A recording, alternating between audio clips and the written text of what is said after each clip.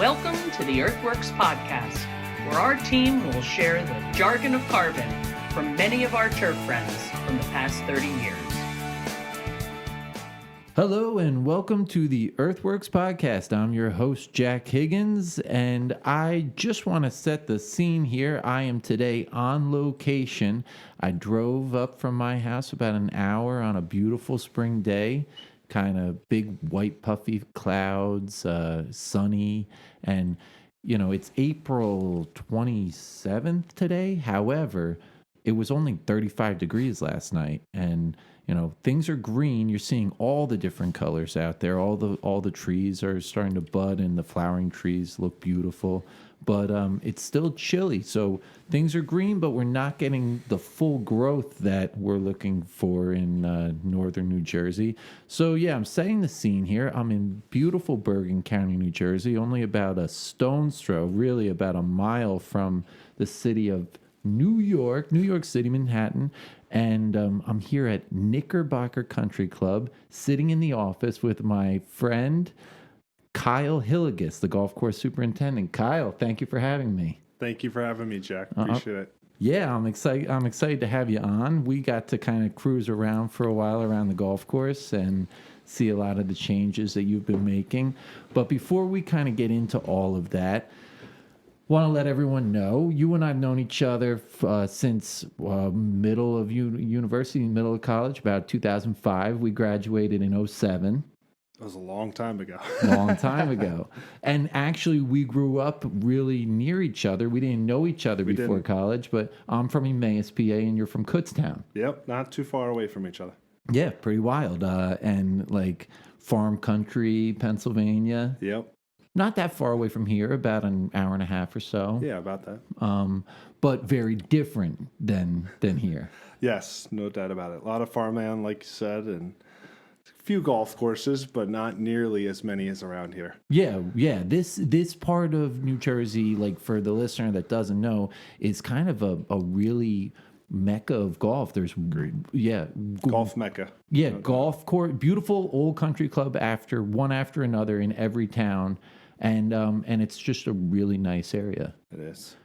Yeah. So what I find very interesting is you're the only golf course superintendent I've ever known that's lived in Manhattan, and you did for a long time. I did for 6 years, in and out.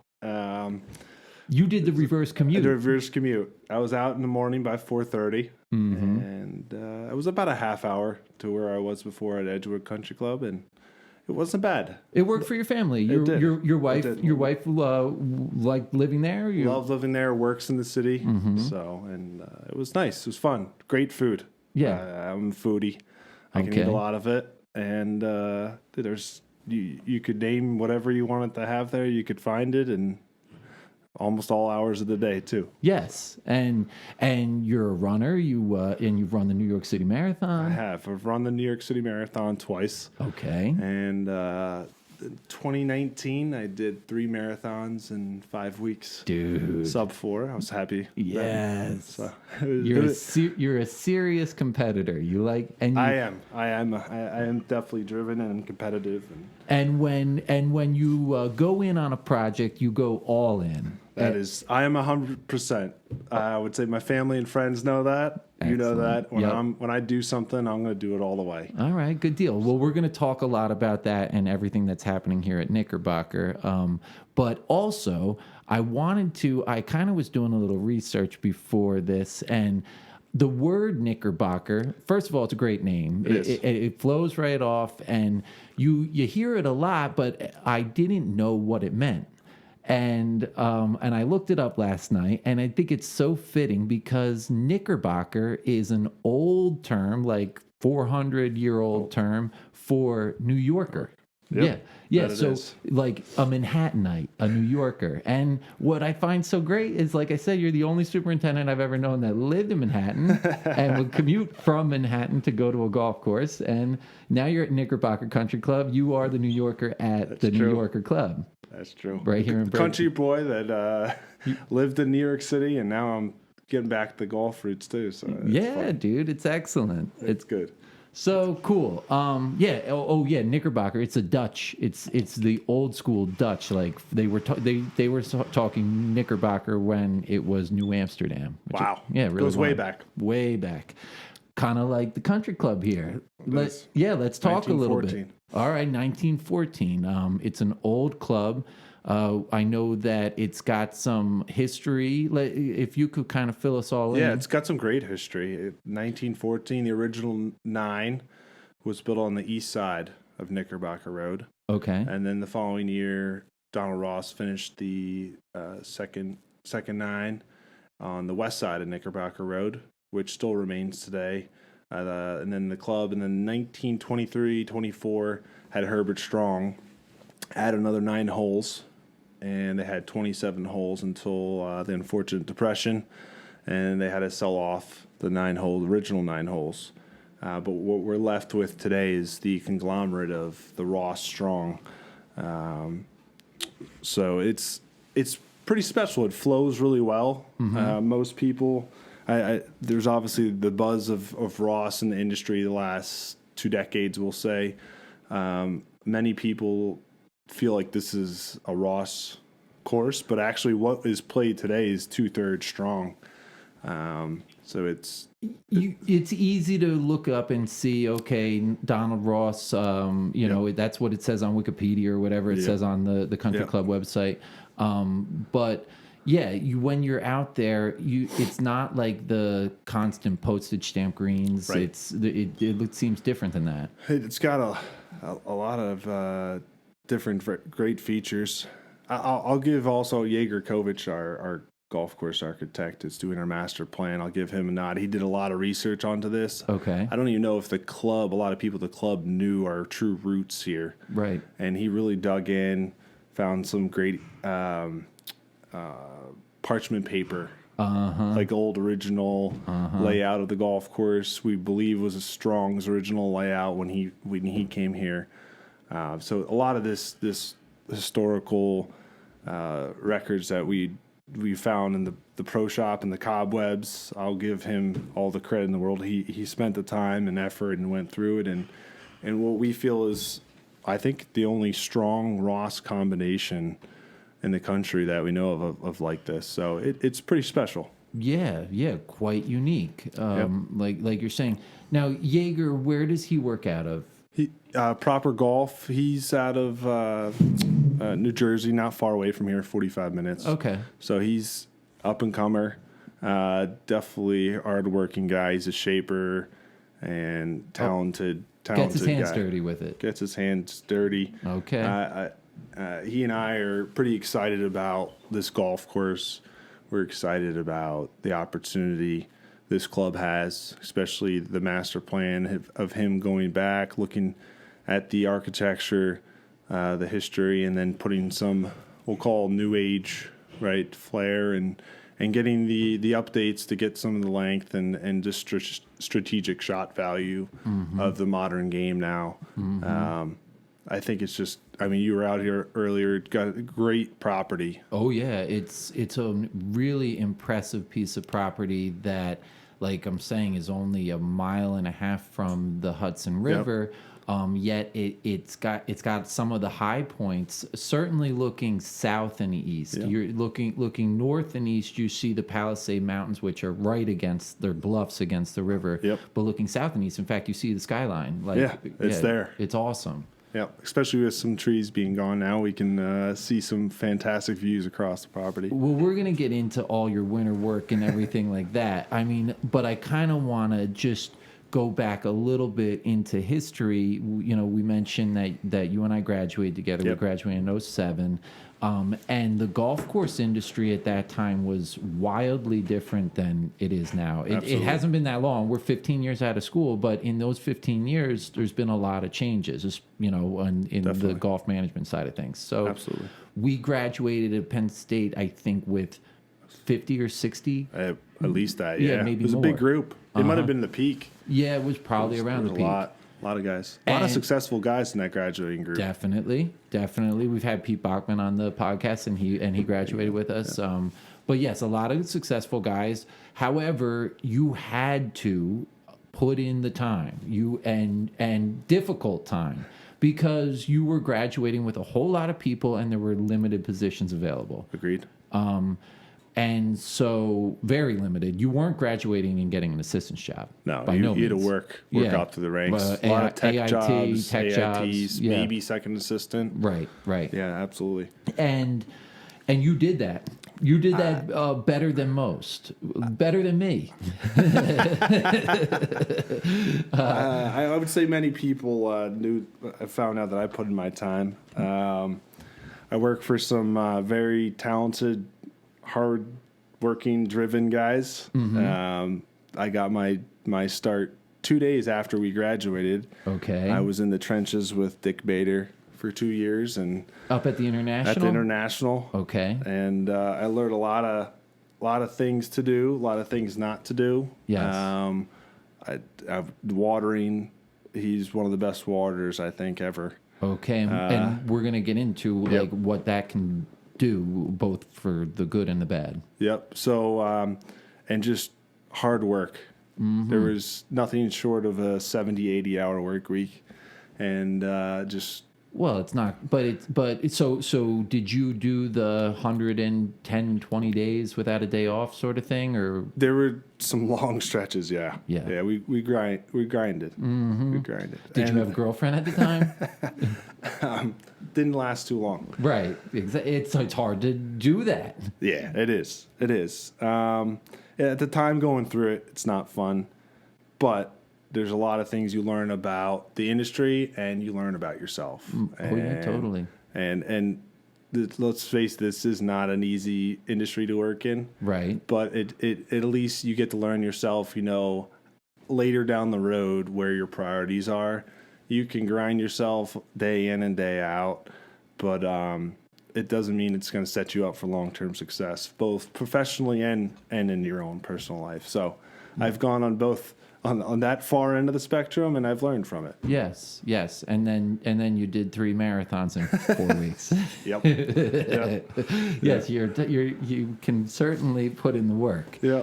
But yeah, you've learned from it. You went from there. I know I met you on At funny Waikiki. story. Yeah, that was the great. very That's a good one. maybe the 3rd day I worked at EarthWorks. Yep. I got a soil probe, which everyone made fun of me because it took pencil with samples, and was like, all right, drive out to Westchester County and meet with Mike Scott. Mike Scott, yeah. Your boss, the superintendent at the time. And this was Joel saying, all right, drive out there, you'll meet him, and you're going to be pulling samples. And that's what I did for about 9 hours. And Mike would check in on me like, did you get anywhere yet? You're never going to get anywhere with that probe. All right. I needed that done yesterday. Yeah, exactly.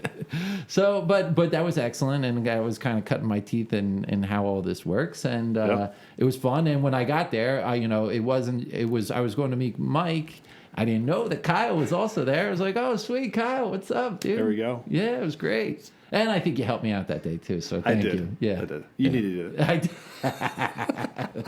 That's right. I think your back was sore at the end Yes, of the it day. was. Yeah, blisters on the hands, the whole thing. So, yeah, you Waikiki. I know you were at Nassau. I was at Nassau for 3 years with Dave Del Sandro, which was great. I mean, which really that process, that time period there really set me up for being successful here at Knickerbocker. Yes. It was it's one of those jobs you got to dig in. For sure. There's a lot of work to be done. You learn again, and prioritizing those types of things. It definitely helps. Absolutely. That was a good experience. So let's talk more about Knickerbocker, and this I think the theme of this podcast is really going to be about how to kind of initiate a master plan, and then really start taking big chunks at it so that everybody notices and that everyone stays motivated in terms of the membership and the golfing community. They're excited, motivated, seeing the differences that are made quickly. So you got here in October of 2020. Yeah, started October 2020. I first stepped foot on the property in August, late August. Okay. I hadn't been here before, but first time I could see through the bare patches and all the trees, and I could see how amazing the property was. And the layout. And the layout, yeah, just fantastic architecture, great potential. Right. But at the same time, you also saw where you needed to make changes quickly in order to have any amount of success. It was, I mean, first time I stepped on property, beyond the potential, it gave me goosebumps for what I saw. Okay, you were nervous. Not nervous, but just we had to get triage mode. Okay, yeah, that's a great way to put it. We were in triage. The summer of 2020 was rough on the greens, and throughout the property there was some significant turf loss, so we had to dig in. Yes. Now, specifically in terms of digging in, you kind of look back through the way that the turf was managed, and you could see the results of that. Yep. A lot of thatch buildup.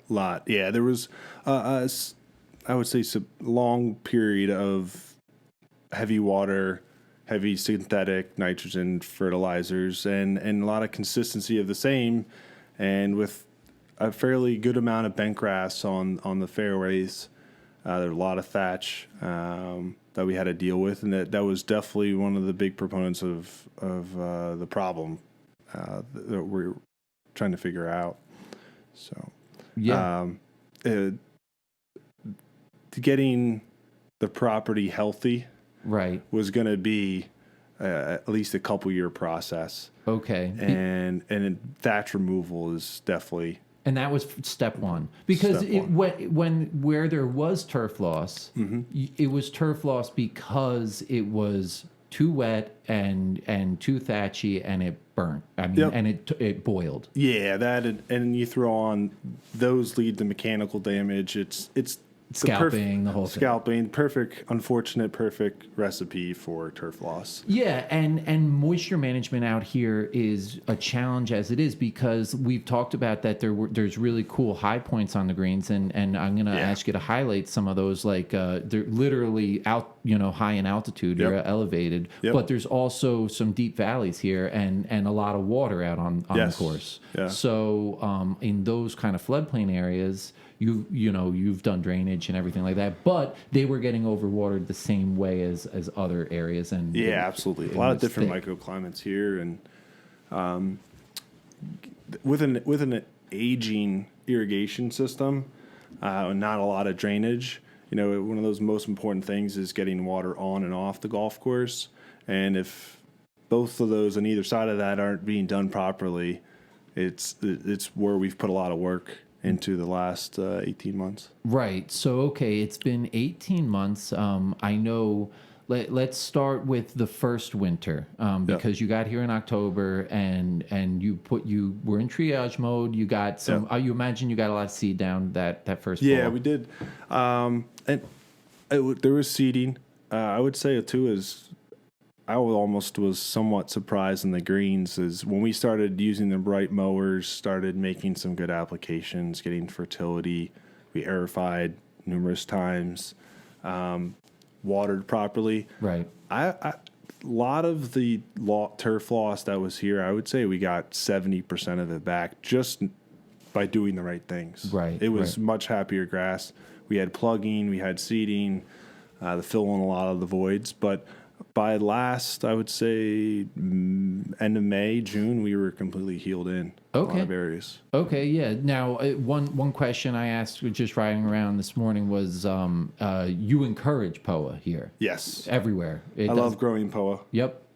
I'm a fan of it. I think nowadays we have so many tools out there to manage it properly. It provides just one of the best putting surfaces you can have. 100%, and especially in this area, like wherever, southern New York to New Jersey to Pennsylvania, and then as you get further south of the Mason-Dixon line, the decision making is different. The climate is against you. Yep. But here, it's perfect. Agreed. It's perfect. Now, so that being said, you're not loaded with POA in the fairways. You're not, or in the rough or anything like that. You've got a lot of bent grass out there. A lot of bent. And but okay, so that first fall, you got the right equipment on it. You said you aerified a lot. What does a lot mean? Multiple times on fairways. We aerified just core aerified in that October, solid tined in December. Couldn't be too aggressive because we had lack of roots. I mean, we were heaving, even just trying to aerify throughout the property. And then this last year, we really, once we got some rooting, made some good applications, getting our soils healthier to get some rooting naturally, we were able to get more aggressive with aerification, which keeps the ball rolling in the right direction. Your work starts to pay for help itself out. So we were really able to get more aggressive with our thatch management. It's going to be a several year process to get where we want to be, but just checking in right now, you mentioned on fairways, your last couple aerifications, they were all 3/4 inch tines, and coring. We're coring. We cored 3 times last year. We solid timed another time using a roto knife. So we're on a three core year program right now. In addition, we'll throw in a solid tine, and we're going to try to start verticunning as well. Okay, excellent. Now, you also talk about that you really are a soils first guy. Like you look at the ground up. Agreed. It's all about starts with soils, base saturations, and microbes, and particularly in organic material digestion, in thatch digestion, like, because you're talking about, I'm removing a lot, but I'm also burying a lot. I'm top dressing over top. So I know that I can't just rely on the physical removal. Exactly. Mechanical isn't going to get it all done.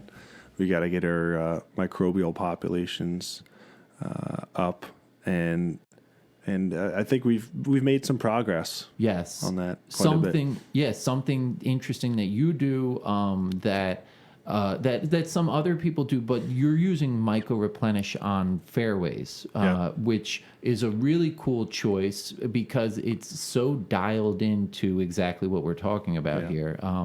And you're inoculating a biology that really tunnels out. I mean, that just pokes all through and that thatch, bringing the gas exchange with it and really turning that thatch over. And also mycorrhiza like stabilizes organic matter. That's another function of what it does is like it builds humus and it builds glomalin, which is a real stable form of soil organic matter. And so you're turning this instable thatchy lignous into something that's useful. Yeah, absolutely. That's what we have a lot of. We have a lot of the bad organic matter, not the good stuff we want. So you're turning it. That's exactly it. So. Well, that's cool.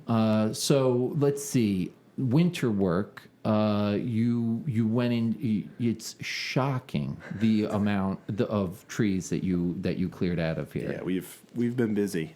And what kind of number do you think that is? Last 2 winters, maybe a couple thousand, easily. A lot of in-house work too. Significant part in-house. The club's made a great investment into our operation, whether it be chipper or mini X to be able to help out with the stuff, skid steer. Club's been great overall, very supportive of the direction we're going, and it's been able to give us the tools to really get a lot of work done in-house.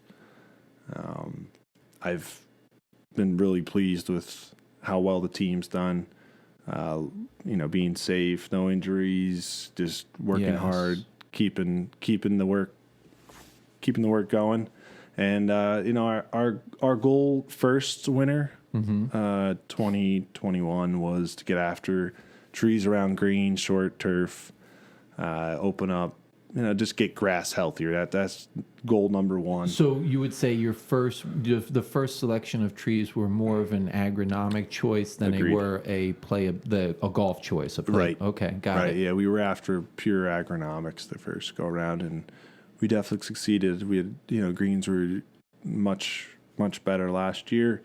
And then getting into this past winter, we went after some bigger, heavier lifting into opening up more airflow throughout the golf course, opening up views. And by this point, you were also working with Jaeger on your master plan. It's all part of the master plan that Jaeger has done with us. Exactly. Okay. Yep. So the golf decision started coming in a lot more this past you could winter. say we started to work on that first chunk of the master plan per se. Yeah. This winter when we were getting after some of the bigger trees. Okay, cool. But there's a lot left to go. There is. Yeah. Yeah, I mean, I imagine so. However, like in terms of the politics or the selling of doing the work to the membership, they're seeing how the changes can happen quickly. Right. There's a bit of a leap of faith in some ways, but also having some consultants just back you up, having a very supportive green chairman who has the same vision that I have. Having a supportive board is really important. And it's they've given us the green light. We had to make up for some lost time. Right. And I think the first round we did paid dividends on the grass and getting healthier grass, and I think they were excited to want to see more what we could get more into the architecture. And I think again the work starts to just show and pay for itself. People get excited the more they see. Oh yeah, absolutely. Now moving towards like the master plan and the way that the golf course is going to play, if you could summarize some of the changes that you're going to see on the golf course, like in terms of moving bunkers, the way it flows, what's like an overriding theme that's getting changed here? I think Jaeger's put a master plan together for us that gets back to the true Knickerbocker roots, what this was early 1900s. More open feel, ball in motion. Okay. Quite a bit more shorter cut turf on fairways, approaches, greens expansions. Using the shape of the land for both the game and the architecture. Like that's what you mean by ball in motion? Motion, yes, okay. Exactly. And what's pretty special is the bones that are here right now. It's there. Oh, absolutely. When we were walking around earlier, you start to see some of these more landforms starting to show when the trees go, and we're looking at some of these old edges of the greens that have never been changed. They're there. It's just the grass has changed over the last 100 years. So we're not really going to have to move too much soil. No. I think through this master plan, it's going to be moving bunkers into more strategic locations for the current game, but it's not a big soil moving project per se down the road. Yeah. Like for example, the green that you kind of pointed out to me in the middle where 6. 6. Okay. Awesome green. Yeah, it's wild. So first of all, it's a plateau on the golf course. Yeah. It's not the highest plateau green, but it's a plateau on the golf course. It's got this kind of flash. Big bank. Big bank awesome. in the back. That's right now all surround height. Yep. You have plans of... Yeah, we grew in our nursery, Okay. a new nursery last spring using plugs. Okay, Poa Nursery. Poa Nursery took it, when we air fried the greens last April, shaped it all up, laid out all of our plugs, and that's done great. It's healthy enough, ready to go, and we're going to use that for some of these expansions, especially left side of 6. I'm super excited about that one. I know that a lot of the members of our club is excited with getting that all the way up. I mean, I don't know a green out there yet. I haven't seen one like that. You can be able to ramp it up, use it, aim for it. It's pretty really special. Cool. It's pretty cool. It's really cool. Another cool feature, another cool hole on the golf course is 13. It starts the tee's down at the pump house, essentially down at the irrigation pond, and it's a par 5 that marches all the way up the hill, to a beautiful green complex with the bunkering starting probably 80 yards out or so. Yeah, lay of the land there just makes that hole. Okay, it just looks. Yeah, again, awesome. Using the hole. And that was a strong hole, you said. Strong hole. Yeah, okay. Yep. And the one after it, too, 14. Strong hole. great design, great green. Yeah, pretty wild. So yeah, you've got a lot of great stuff in the works here. So we talked about the tree work, but beyond that, there was also seemingly a lot of drainage work done in the last 2 winters. We've done 8 greens, internal greens drainage. Okay, XGD style. Yep, and then we did 2 of our wetter fairways here. We've got did almost 10,000 linear feet. Okay.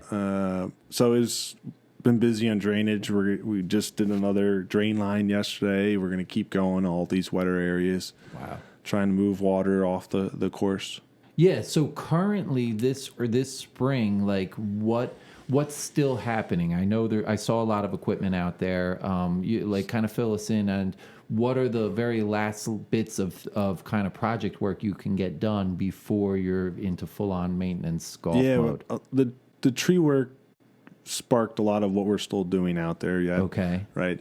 Once the trees are on the ground, you're really only halfway through it, getting all the stumps out, stump grinding, soil, making sure we do it right so that when that tree is gone and the sod's there, you never knew there was a tree. Bingo. That's our goal. No depression. No depressions. Yeah. Everything's compacted. Right. So we're in the process of wrapping that up over the next couple weeks. Plus, we did a significant amount on the left side of 12. Cool drainage ditch that you saw. Yep. That got reshaped by Jaeger. We're going to get some hydro seeding going on here in the next couple weeks. Yeah, I think you said about like 6 or 8 acres. Of hydro seeding. Yep. In addition to we're going to have a lot more fine fescue around the property. We transitioned. That's mainly what you're seeding through the hydro seeder is fine. Yeah.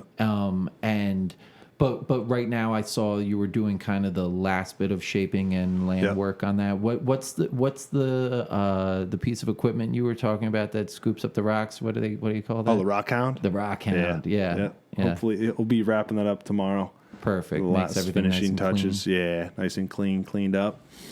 So, and then we got our last little mound that we're hiding behind 12 to hide the access road back there, and using the Mini X we got with our awesome steel wrist. Oh yeah, setup. Dude! What a great piece of equipment you have. Awesome. Paid for itself already. Okay, yeah. So the steel wrist means that it can move both, in any direction. Yeah, spins 360, works 45 left or right. Okay. Has awesome attachments on there. The 3 buckets we got, root rock ripper, and a grapple that we use for tree work. Oh yeah. So. Yeah, you got a great video of all the equipment working like a symphony this winter. Yes. Like the 1X dragging it over, the grapper taking it to the chipper, moving it right in. Yeah, it was a busy winter in there, and it was a nice assembly line we had going, taking trees down, processing line. Yeah, and a big pile of logs to be processed, right? Yes. All right, great. Yeah. Great. So. And when years from now, when all that work is done, you can split those up for firewood. but there's plenty of other more important work to get done. Plenty of free firewood at Knickerbocker for a while. But there's more important work to get done before we're splitting wood out here, Agreed. right? Okay, Agreed. good. All right, so let's see. Now we talked about kind of what we're going into the golf season. Let's talk a little bit about your summer and maintenance plans. Does this place get a ton of play? Yeah, do you have a lot of outings? Do you? Record-setting year last year. I know a lot of guys are probably saying the same thing. Sure. Yeah. About over 22,000 rounds last year. That's a lot of play for a place that typically in the past historically did 15, 16. Right. And also, I mean, just to emphasize, like it's a good 8 degrees cooler here than Philadelphia. Yeah. So the later. the season's later and ends earlier. So 22,000 rounds is a lot for this place. So it is. Yeah, we could use warmer soil temps right now, that's for sure. Right. Yeah, I kind of set that play, up. yeah. I mean, it's cold out there. It is. It does. It feels like March 2.0. Mm-hmm, totally. So okay, you will be just getting into maintenance mode, working around play. just kind of a rough idea of the way that you organize your sprays, your your maintenance to get everything done. It sounds like you have a soils approach, so your soil sprays and opposite foliar sprays. Greens, we're doing soil sprays every 2 to 3 weeks. Okay. They're getting foliar sprays every week. Sometimes with approaches too. We have new approach cut lines out there. We're spraying those every 2 weeks. Mm-hmm. They're getting soil sprays every 3 weeks or so. Do you have a maintenance day in the week? Monday typically. But outings as well? It's not a crazy busy outing schedule here, but we have 10 to 12 over the year, which is good for the club. And so we try to use a maintenance Monday to do some of our cultural practices, sprays, especially fairway soil sprays. Try to get out. It takes us a little bit extra time getting things watered in here with our old system. Mm-hmm. So we try to get those out on a Monday. Getting wetting agents out, those types of things every 3-4 weeks, which is really important with all of our thatch organic matter, making sure we can move water through these surfaces like we've discussed over the last year and a half or so. It's really important for us here. Yeah. Getting things to play well, be firm enough, but still being able to hydrate our soils and get this water through all the thatch. So, so we make foliar sprays, every couple weeks on fairways. You talked about top dressing. Do you top dress every week? Do you? Greens every couple weeks. Okay. Depends on how much we're growing, what the weather's like. We might back off in the 3-4 weeks. Yeah. End of July, August, seeing how we're doing. But I'm on fairways. We're pretty special with our soil. We have excellent soils here. Yes. Other than our organic matter thatch issue. So we're going to be able to avoid top dressing our fairways. They drain quite well. Yes. That's really cool. So yeah. It's not like you need to get you need to get sand on top of a hard pan so that you could just move across that hard pan. You already have good infiltration. Yeah, we do. Great media here. We just got to get rid of the couple inches of thatch that's been built up. Yeah, and I'm sure would you say could you quantify in any way like how you've done in the 18 months getting rid of thatch? Like, do you see the difference in the profile? Yeah, definitely. Taking pictures has helped from when I started till a couple weeks ago. I took pictures, and it's definitely paying off. I would say one, just playability. Two, yeah, when definitely. You start to there's. We had in some areas 2 inches, right? And I've done measurements actually on some of these fairways because it was so much. Thinking, wow, how long is this going to take me to get rid of? But we've made progress. Some of these areas we're down to 1.5 inches, even 1.25 inches. I've done some measurements, and it's a combination of the physical, mechanical coring, then also getting some of the mycorrhizae. Oh yeah, the worm compost, all those other tools we have out there nowadays. Just it's staying committed to the program. Totally. And consistency. Yeah. It's not like every 2 weeks I'm going to go out there and measure. Well, I'm going to be disappointed. Right. But it's a couple times a year, and being able to see the progress like that, it definitely shows. And nowhere when we were out this morning did it feel soft underfoot. Right. And I remember how soft it felt. Yes. That's a very quantifiable way of looking at it. Yep. And from the thatch removal, it's definitely helped, and staying consistent with wetting agents has really helped. That can definitely, like I said, get us hydrated, but also provide that firmness that you need. Yeah, I mean, I think a mantra certainly in the EarthWorks world is consistency is more important than rate. Like it's more important to stay consistent with the frequencies than it is to, what's the right rate? Like, let's find a rate that works. And if you're getting it out. Just like with C3 apps on fairways. Right. All right, I'm going to try this out in 3 ounces every couple weeks, and it makes a big difference. It makes a difference. It's not just that one app. It's staying on the program long term. Oh, I mean, I'm going to ask if we could bring this up. You were another guy that did mention to me that you saw reduction in worm castings. Big time. My first fall here, there were earthworm. It was one of those problems I heard right away from the mechanic about. We have earthworms and beating up reels, and I dealt with it at the last course I was at. Mm-hmm. Last fall, we had significant reduction in earthworms. And you were consistent with C3 throughout the season. Yeah. Every 2-3 weeks on fairways. It really makes a big difference. It does. It's very cool. So, well, that's like, I mean, you've got your hands full. You do. The crew, but you have a solid crew here and a solid shop, by the way. Like I kind of I didn't introduce that the right way. I mean, it's not a brand new shop, but it's really well put together. Yeah, we've done things since I've been here to get rid of some unused things and make it more efficient. It's built into a hill, so like it hides well, it hides well. Like it's deep in the back, and like but up front it looks kind of just like a house. And it does, yeah. It's really blends in with the neighborhood. But that's the other cool thing. I love that. And there's shops out there that are like this. You know, you're following the Google directions and you're like cruising through a neighborhood. You're like, oh, okay, it's like a cool residential neighborhood, and then it's a really well hidden. You like kind of go down a driveway and wow, I'm in like a golf course maintenance shop. Yeah, this is definitely one of those spots, no doubt. It's very cool. But like you said, you mentioned getting the right people here. It's doing for how much work we've accomplished in getting this place where it deserves to be. Having a good team is paramount. To everything. Having the right people day in and day out, and having a plan and executing all this. Yeah, everybody bought in. Everybody's bought in. Like, seems like you have a great mechanic. He's going through everything. Yeah, he started a few weeks ago, and I'm excited for him to be here and organize. All season, and how great is that?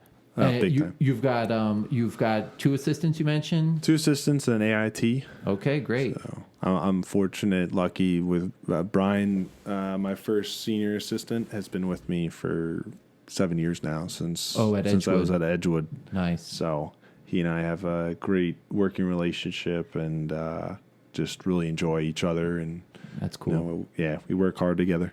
Yeah. And also, so you have your wife and daughter. They're happy too, huh?